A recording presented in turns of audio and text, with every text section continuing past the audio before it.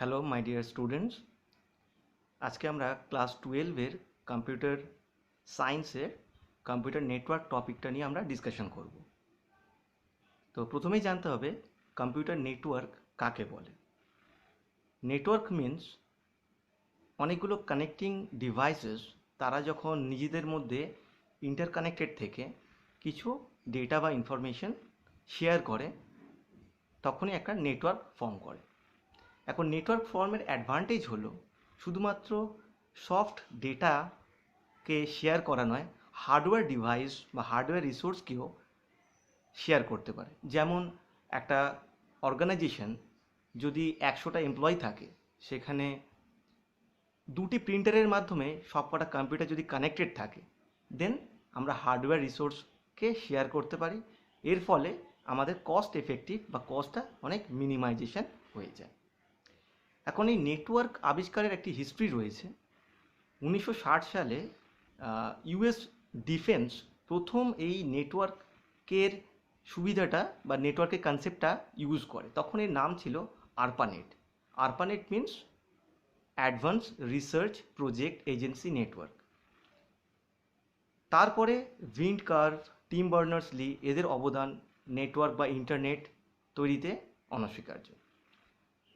এখন যেহেতু নেটওয়ার্কের কথা বলছি, নেটওয়ার্ক মানেই কিন্তু ইন্টারনেট এক্সিস্ট করবে এরকম কোনো কথা নেই। একটা নেটওয়ার্কের কী কী কম্পোনেন্ট থাকতে পারে, বেসিক্যালি কিছু ডিভাইসেস থাকবে এবং একটা মিডিয়াম থাকবে যার মাধ্যমে নেটওয়ার্ক তাদের মধ্যে ডেটা আদান প্রদান করতে পারে। এখন ইন্টারনেট থাকতে গেলে কী কী কম্পোনেন্টস আমাদের থাকতে হবে? ইন্টারনেট থাকতে গেলে অবশ্যই আমাদের আইএসপি প্লাস মোডেম, এই দুটো জিনিস কিন্তু অবশ্যই লাগবে। ISP means internet service provider, যে অর্গানাইজেশন আমাদের এই ইন্টারনেট ফেসিলিটিটা সাপোর্ট করছে বা দিচ্ছে। অ্যান্ড মোডেম হলো একটি ডিভাইস যার মাধ্যমে ডিজিটাল সিগন্যালটা অ্যানালগ এবং অ্যানালগ সিগন্যালটা ডিজিটাল সিগন্যালে কনভার্সন হয়। এখন এই মোডেমের অবশ্যই সেন্ডার সাইড আর রিসিভার সাইড দুদিকেই কিন্তু মোডেম থাকতে হবে। এই জায়গায় আমরা অ্যানালগ সিগন্যাল কী বা ডিজিটাল সিগন্যাল কী এটা একটু জেনে নেব। ডিজিটাল সিগন্যাল বেসিক্যালি ইউজ করা হয় যে কোনো ডিজিটাল সিস্টেম প্রসেসের ক্ষেত্রে, বিকজ ডিজিটাল সিগন্যালের একটা অ্যাডভান্টেজ হলো খুব ইজিলি খুব কুইকলি ডেটা প্রসেস করা যায়। বাট একটা ডিসঅ্যাডভান্টেজও রয়েছে, লং ডিস্টেন্স ট্রাভেলের ক্ষেত্রে ডিজিটাল সিগন্যাল কিন্তু ইউজ করা যায় না। সেম একইভাবে অ্যানালগ সিগন্যালেরও কিন্তু কিছু অ্যাডভান্টেজ রয়েছে। যেমন লং ডিস্টেন্সের ক্ষেত্রে অ্যানালগ সিগন্যাল খুব ইজিলি আমরা একটা স্থান থেকে অন্য স্থানে ক্যারি করতে পারি এবং এর অ্যাটেনুয়েশন বা ডিস্টরশন কিন্তু খুবই কম ডিজিটাল সিগন্যালের তুলনায়। সেই জন্য ইমেল হোক বা কোনো ডেটা ট্রান্সফার হোক, লং ডিস্টেন্সের ক্ষেত্রে কিন্তু আমরা অ্যানালগ সিগন্যালটাকেই ইউজ করব। এবারে আসা যাক নেটওয়ার্ক আর্কিটেকচার। দু ধরনের নেটওয়ার্ক আর্কিটেকচার রয়েছে, একটা হলো ক্লায়েন্ট সার্ভার আর একটা হলো peer to peer model. Client server architecture ক্ষেত্রে ক্লায়েন্ট এবং সার্ভারটা কি একটু জেনে নেওয়া যাক। ক্লায়েন্ট মিন্স কম ক্ষমতা সম্পন্ন যে সমস্ত কম্পিউটার আমরা বাড়িতে ইউজ করি, সেই ডেস্কটপ হোক বা পিসি হোক বা ল্যাপটপস হোক, সেইগুলো থেকে যখন কোনো আমরা ওয়েবসাইট ওপেন করি, ইউআরএলে গিয়ে তাদের অ্যাড্রেসটা লিখি, দেন কি হয়, একটা রিকোয়েস্ট সেন্ড হয় সার্ভারের ক্ষেত্রে।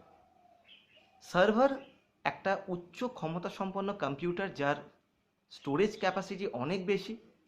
সে কি করে, সে এই রিকোয়েস্টগুলোকে অ্যাকসেপ্ট করে প্রসেস করে এবং স্পেসিফিক ক্লায়েন্ট সাইডে পার্টিকুলার যে ওয়েবসাইট ওপেনের জন্য রিকোয়েস্ট পাঠাতে হয়েছে সেখানে রেসপন্স করে। তার মানে client server architecture basically request আর রেসপন্সের উপরে দাঁড়িয়ে রয়েছে। এবারে আসা যাক, যেহেতু নেটওয়ার্কের মাধ্যমে আমরা ডেটা কমিউনিকেশনস করি বা ডেটা শেয়ার করি, আমাদেরকে প্রথমেই জানতে হবে কিভাবে ডেটা কমিউনিকেশনস হয় বা কত ধরনের ডেটা কমিউনিকেশনস রয়েছে। বেসিক্যালি আমাদের রিয়েল ওয়ার্ল্ডে 3 ধরনের ডেটা কমিউনিকেশনস এক্সিস্ট করে। একটা হলো সিমপ্লেক্স, হাফ ডুপ্লেক্স এবং ফুল ডুপ্লেক্স। সিমপ্লেক্স কমিউনিকেশনের ক্ষেত্রে ডেটা সবসময় একদিকেই প্রবাহমান। ধরা যাক কিবোর্ড যদি কম্পিউটারের সাথে কানেক্টেড থাকে বা মাউস কম্পিউটারের সাথে কানেক্টেড থাকে, তাহলে ইনস্ট্রাকশনস অলওয়েজ ফ্লো করে কিন্তু মাউস থেকে কম্পিউটারের দিকে। সো এই ক্ষেত্রে ডেটা ফ্লোটাকে বা কমিউনিকেশনস হলো সিমপ্লেক্স কমিউনিকেশনস। দেন হাফ ডুপ্লেক্স কমিউনিকেশনস, এই ধরনের কমিউনিকেশনসের ক্ষেত্রে ডেটাটা উভয় দিকে প্রবাহমান কিন্তু সাইমালটেনিয়াসলি বা একসাথে হবে না। যেমন ট্রাফিক পুলিশ, এরা ওয়াকি টকি ইউজ করে, একজন কথা স্টপ করলে দেন আরেকজন স্টার্ট করতে পারে। তো এক্ষেত্রে এই যে এক্সাম্পলটা হলো হাফ ডুপ্লেক্সের এক্সাম্পল। আর ফুল ডুপ্লেক্স মিনস ডেটা বা ইনফরমেশন শেয়ার হবে উভয় দিকে এবং সাইমালটেনিয়াসলি। যেমন টেলিফোনিক কনভারসেশনস বা মেলিং কনভারসেশনস, একসাথেই আমরা কিন্তু ডেটাটাকে আদান প্রদান করতে পারি এবং উভয়মুখী। সুতরাং এই 3 ধরনের আমাদের ডেটা কমিউনিকেশনসের টাইপস আমাদের রয়েছে। এবারে যদি দেখা যাক যে নেটওয়ার্ক ফর্ম করেছে, তাহলে কত ধরনের নেটওয়ার্ক বা টাইপস অফ নেটওয়ার্ক কী কী রয়েছে। বেসিক্যালি আমাদের 3 ধরনের নেটওয়ার্ক এক্সিস্ট করে। এখন এখানে আমি বলবো যে এই যে ক্লাসিফিকেশনস, এটা ডিপেন্ড করে দুটো জিনিসের উপরে। একটা হলো জিওগ্রাফিক্যালস আর একটা জিওমেট্রিক্যাল। জিওগ্রাফিক্যালস মিনস আমাদের জিওগ্রাফি বা লোকেশন ওয়াইজ একটা division, and geometricals means mathematical something এর উপরে বেস করে কিছু ডিভিশনস। প্রথমে জিওগ্রাফিক্যাল ডিভিশনসটা আমরা জেনে নিই। নেটওয়ার্কের বেসিক্যালি 3 ধরনের জিওগ্রাফিক্যাল টাইপস রয়েছে। একটা হলো LAN, man and one. LAN means local area network. এই লোকাল এরিয়া নেটওয়ার্কে যে সমস্ত ডিভাইসেস বা কম্পিউটার্সগুলো কানেক্টেড থাকবে তাদের বিস্তৃতি কিন্তু খুবই স্বল্প বিস্তর। সেটা 5 থেকে 10 কিলোমিটারের মধ্যে হতে পারে বা একটা বিল্ডিং টু আরেকটা বিল্ডিংয়ের হতে পারে। কিন্তু এই ধরনের নেটওয়ার্ক কানেকশনের প্রসেসিং স্পিড বা ডেটা ট্রান্সফার রেট কিন্তু সব থেকে বেশি এবং এর মেনটেনেন্সও খুবই কম, যেহেতু স্বল্প বিস্তর। সুতরাং ফল্ট আইসোলেশনস বা মেনটেনেন্সের খরচাও কিন্তু অনেক কম। এবারে যদি আসা যায় ম্যানের ক্ষেত্রে, means metropolitan area network. Man network হলো যখন এই বিস্তৃতিটা একটা শহর বা দুটো শহরের মধ্যে কানেক্টেড থাকে সব ডিভাইসেসগুলো, তখন সেটা হয়ে যায় মেট্রোপলিটন এরিয়া নেটওয়ার্ক। অবভিয়াসলি এটা ল্যানের থেকে অনেকটা বড় এলাকা জুড়ে বিস্তৃতি এর রয়েছে, সুতরাং এর ডেটা ট্রান্সফার রেট কিন্তু ল্যানের তুলনায় অনেকটাই কম এবং ফল্ট আইসোলেশনস বা মেনটেনেন্স কস্টও কিন্তু ল্যানের তুলনায় অনেক বেশি। যদি এক্সাম্পল দেওয়া যায়, যেমন আমাদের কেবল টিভি নেটওয়ার্ক হলো একটা গুড এক্সাম্পলস ফর ম্যান। এবারে দেখে নেব one. One means wide area network.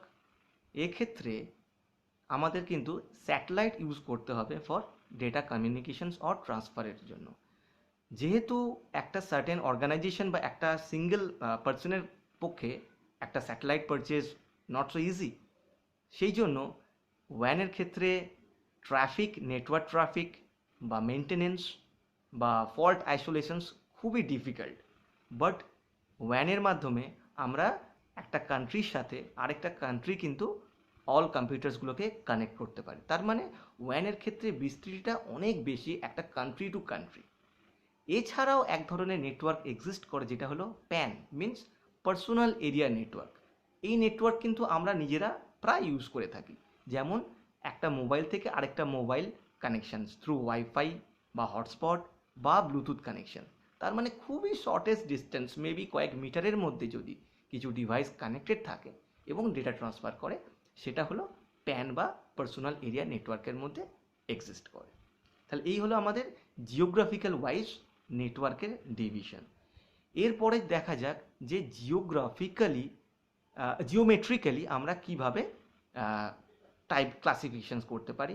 আমাদের মেনলি ডিফারেন্ট টপোলজিসগুলো নিয়ে পড়তে হবে। যেমন কি কি টপোলজিস রয়েছে আমাদের, স্টার, বাস, মেশ, রিং আর হাইব্রিড। এই টোটাল 5 ধরনের কিন্তু আমাদের টপোলজিস আমরা নেক্সট ক্লাসে আমরা ডিসকাশন করব। আশা করি যেটুকু নেটওয়ার্ক টপিক নিয়ে আমি ডিসকাস করেছি স্টুডেন্ট তোমরা বুঝতে পেরেছো।